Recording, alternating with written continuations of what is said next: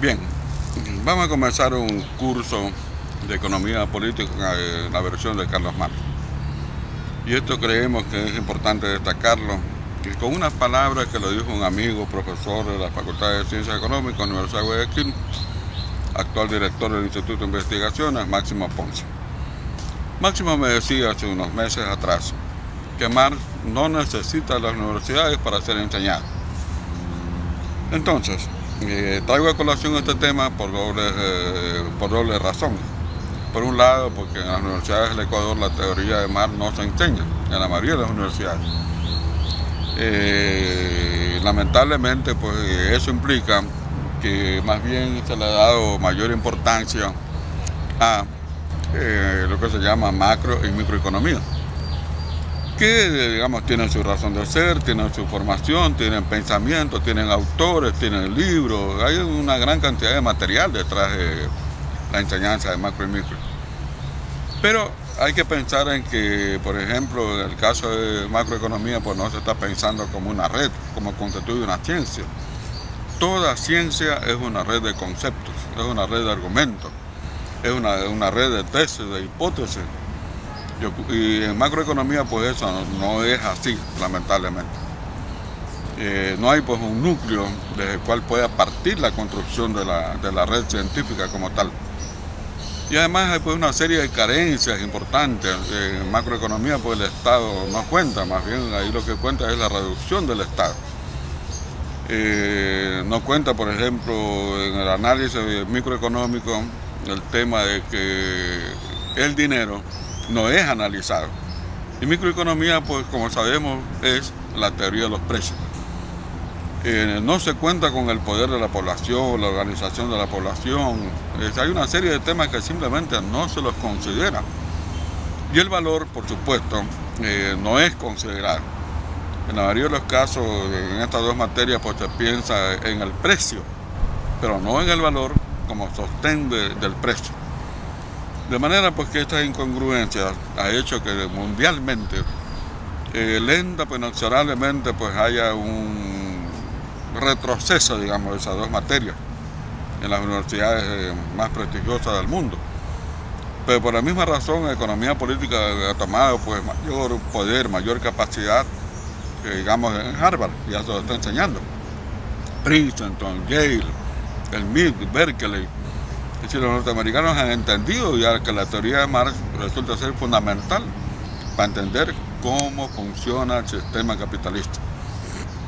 Porque no se trata de una propuesta comunista ni socialista, de lo que se trata es de un análisis del funcionamiento de todas y cada una de las partes que componen al socialismo.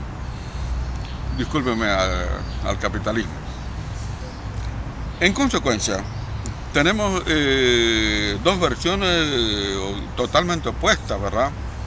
Y en realidad por las ciencias generalmente suelen ser ciencias sólidas, demostrables, ¿verdad? Digamos, la física es una sola, la química es una sola, la medicina es una sola. Para hablar de economía no es una sola, tenemos una divergencia en las mismas facultades. Pero entonces, el mundo considera que es necesario retomar la teoría de Carlos Marx, ¿verdad? Claro que en Ecuador, desgraciadamente, Marx es un hombre pues desconocido, suele ser pensado como un guerrillero, como un pensador de ultraizquierda, como un terrorista. Se le da cualquiera de esos epítetos sin conocer exactamente la obra de Marx. Y desgraciadamente en las facultades de economía del país no se enseña. Es más, en algunas facultades simplemente está prohibido. No es lo mismo ser economista smithsoniano, digamos, no es lo mismo ser marshalliano que ser keynesiano. A usted como economista con esos subtítulos no le pasa nada en el mercado, simplemente usted es acogido. Pues si usted dice que es un economista marxista, simplemente está en el libro rojo y no entra a ninguna parte. Pero eso es un total desconocimiento, ¿no? Consideremos que una encuesta que hizo la BBC de Londres al pueblo inglés sobre cuál es el mejor pensador de todos los tiempos, ganó ampliamente el nombre de Carlos Marx. Claro, eso implica también cultura de parte de la población.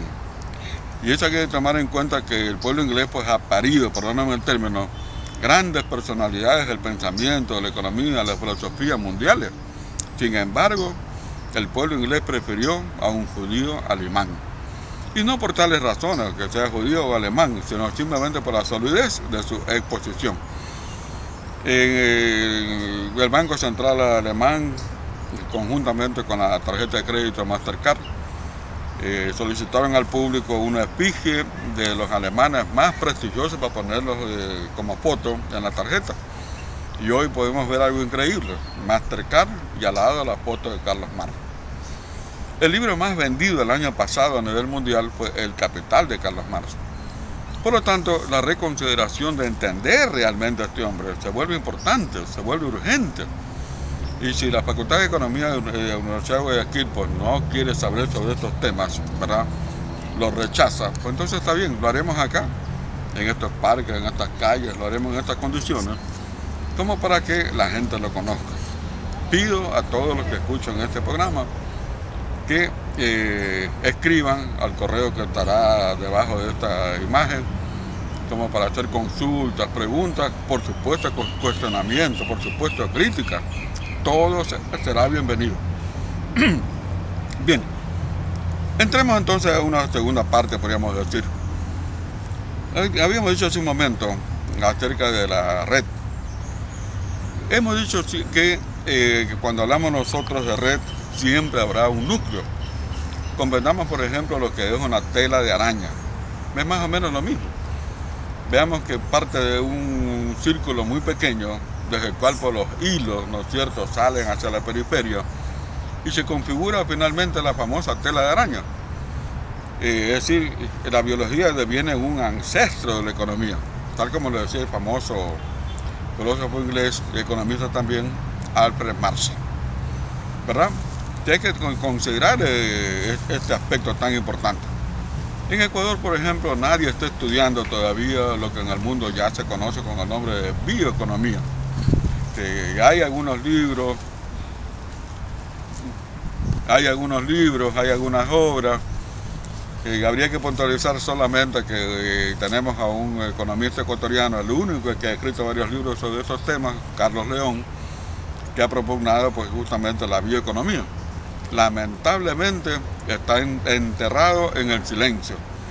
La facultad no ha hecho nada por promoverlo a él como pensador, como economista, etc., a pesar de que es el único que ha escrito varios libros. Continuemos con el tema. Entonces tenemos la red. Digamos, por ejemplo, que el concepto básico, cuando hablamos en química, estamos diciendo nosotros, por ejemplo, moléculas como centro de ese universo. Cuando decimos nosotros, por ejemplo, física, estamos hablando del átomo. Cuando hablamos de matemáticas, hablamos de la magnitud. Cuando hablamos de filosofía, decimos la palabra, ¿verdad?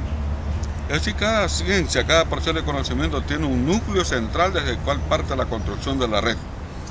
En el caso de la teoría de Carlos Marx, la teoría de valor capital, el núcleo central es el producto principal del sistema capitalista, que por cierto no es un producto ni del esclavismo ni del feudalismo, es un producto capitalista, que es la mercancía.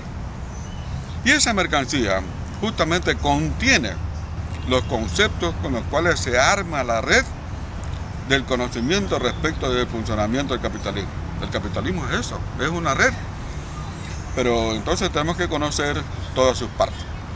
Así, la mercancía pues es un objeto útil, ¿verdad?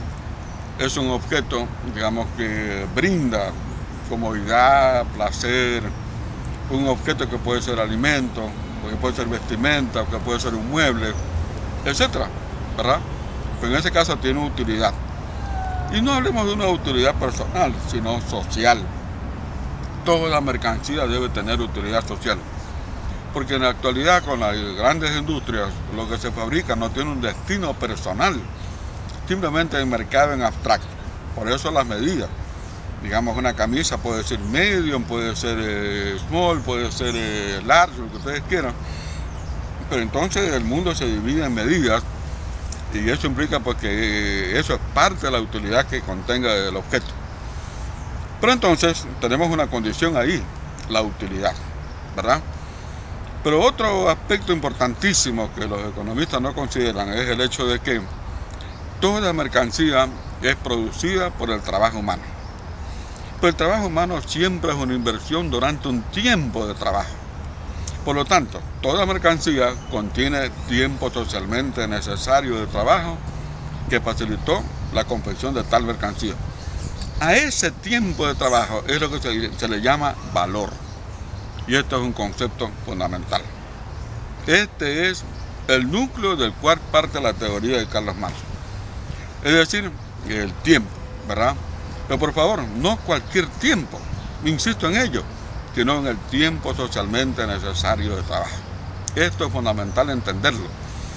Digo esto porque hubo un famoso escritor economista francés, Louis Althusser, quien decía que leer el Capital es sumamente complicado, que por eso él recomendaba no leer el primer capítulo del Capital.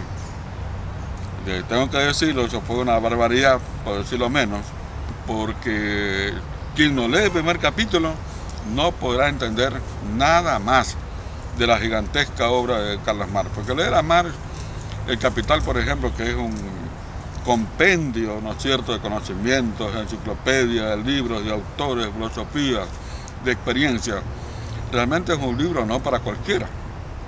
Es un libro que se requiere una amplia y sólida cultura, amén de poseer un método. En consecuencia, hablar de la ciencia económica necesariamente tiene que partir de la mercancía, si es que queremos hablar de ciencia. Ahora, aparte del valor, la mercancía necesariamente tiene que poseer otra forma de valor que es el valor de uso, ¿verdad? Por lo tanto, como ustedes se dan cuenta, la mercancía posee el valor como tal, como tiempo socialmente necesario, el valor de uso y finalmente el valor de cambio. ¿Por qué? ¿Qué es el valor de cambio? Hablamos de valor de cambio cuando un objeto producido por el trabajo humano está destinado al mercado. ¿Y para qué? Para ser intercambiado. Ahora, en la forma se intercambia por dinero, pero en esencia el intercambio deviene un cambio entre mercancías con un valor similar. Eso quiere decir que necesariamente las mercancías contendrán diferentes tiempos de trabajo, contendrán diferentes conocimientos, porque la mercancía siempre es producto del conocimiento, siempre es producto del trabajo cognoscitivo. En consecuencia, este es otro valor más que hay que agregar. Es decir, tengamos en cuenta todos estos elementos como para decir que el valor necesariamente es una suma de valores. Por ejemplo, si ustedes observan esta camisa, ¿verdad? Verán que la camisa tiene botones hechos por un grupo humano y esto es un tiempo de trabajo. Observan ustedes el hilo, ¿verdad? Es otro tiempo por otro grupo humano, es otro conocimiento. Si observan ustedes el color, es otro grupo humano más con otro valor. Si observan el diseño, ¿verdad? Es otro grupo humano. Pero además esta camisa se hizo con máquinas y este es otro grupo humano que hizo la máquina, ¿verdad? Aparte de eso, como ustedes saben, la camisa moderna, pues aquí se coloca una piecita de cuello como para hacer más fuerte, resistente al cuello. Esta es hecha de plástico y el plástico a su vez proviene de petróleo. Estos son dos grupos humanos más. Por lo tanto, una camisa que aparece así formalmente como una camisa, nos damos cuenta que no es una suma de valores, ¿verdad? Toda mercancía en consecuencia es eso, una suma de valores. Pongamos por caso algo así como un mueble. Un mueble es la madera, el mueble es el serrucho, el mueble es el formón, es el martillo, ¿verdad? Es la goma, es la laca, es un montón de productos que están en una cómoda, digamos en una cama, en cualquier producto que sea. Pero entonces, todo objeto producido por el trabajo humano necesariamente es siempre una suma de valores. Y esa suma de valores termina siendo el valor de la mercancía, ¿verdad? Eso quiere decir a su vez que raramente la mercancía terminada es factible de ver aumentado su valor. Claro que hay casos, ¿no? Por ejemplo, qué sé yo, compras un auto nuevo, el radio no te gusta porque es un radio barato, solamente transmite una emisora. Pues tú quieres ponerle un radio, caramba, con cinta, con USB, qué sé yo, algunas de esas cosas. ¿Qué estás haciendo? No solamente aumentas el precio, aumentas el valor de la mercancía inicialmente comprada. O compras tú una camiseta de esas blancas que venden a la bahía, viene tu abuela que sabe bordar muy bien, no le hace un trabajo bonito. ¿Qué está haciendo? Agregando valor a un producto terminado como es la camiseta. Por lo tanto, puede haber la posibilidad, y hay, de agregar valor, pero no necesariamente es así. Generalmente se compran las mercancías para ser usadas, consumidas de inmediato. Eso significa que hay mercancías pues, de corta durabilidad y mercancías de larga durabilidad. Depende de qué estamos hablando, ¿no? Un auto puede ser años, una casa muchos años más, una camisa puede ser un poco tiempo, ¿no? Igual que un par de zapatos. Hay que tomar en cuenta ese aspecto. Ahora bien, lo dicho nos lleva también a considerar que hablar de la mercancía pues es ya el universo mercantil del capitalismo. Porque realmente, como dice nuestro amigo Carlos León, primero pienso, luego existo, según Descartes, pero lo transformó en primero vendo, luego existo. Es decir, todo el que quiere vivir tiene que vender algo para poder comer. Si usted no come, usted no vive. Es un cadáver ambulante. Pero entonces, comer es el primer acto humano. Pero eso significa que en la actualidad, tal como está concebido el mundo, tener que producirlo. Y producirlo ya no puede ser, por cierto, el buey, no puede ser la mula, no puede ser el asadón, no pueden ser las herramientas que movilizaba el ser humano o el animal, ¿no es cierto? Como ha sido mucha agricultura. En gran medida la agricultura cada vez más se mecaniza. Y por lo tanto aquí viene otro aspecto interesantísimo.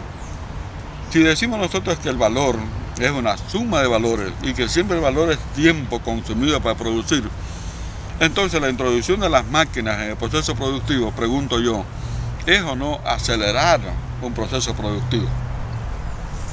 Es eso, es acelerar un proceso productivo.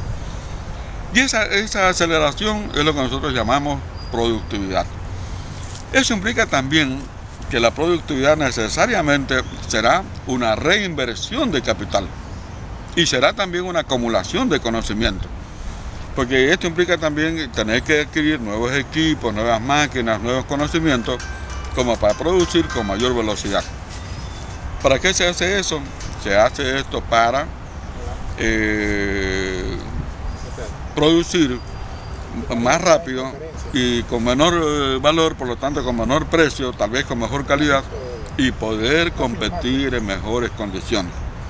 Porque el mundo capitalista básicamente es competitivo, criminalmente competitivo, porque si es necesario matar al competidor, pues se lo mata.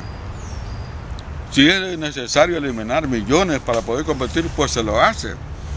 Es decir, la competencia es un motor de la historia, es un motor del comercio, pero es una competencia que tiene un doble lado, ¿no? Por un lado el crimen para poder competir, pero del otro lado, para un industrial inteligente, es la inversión de capitales ahorrados en nuevos mecanismos de producción, acelerando el proceso productivo. Es decir, este es otro elemento importante, ¿no? La productividad. La productividad en este caso pues, es un concepto que tiene que ver, insisto, con la reinversión de capital como ahorro primero, y segundo, por la aplicación de nuevos conocimientos, y eso implica a su vez la reorganización empresarial. No olvidemos que una empresa necesariamente pues, tiene, por ejemplo, gerentes, tiene trabajadores, tiene mandos medios, y en dependencia de la organización de una empresa, la productividad será mayor o menor. No es lo mismo ser gerente cuando uno proviene de una universidad privada que de una universidad pública. No es lo mismo cuando se es gerente por razones familiares más que de conocimiento. En consecuencia, la productividad pues tiene una serie de elementos que la pueden cambiar, que la pueden alterar. Pero en ese caso, en toda empresa, la competencia está al frente y es necesario enfrentarla para poder sobrevivir. La consecuencia será el constante aumento de productividad. Única manera realmente de poder sobrevivir como empresa.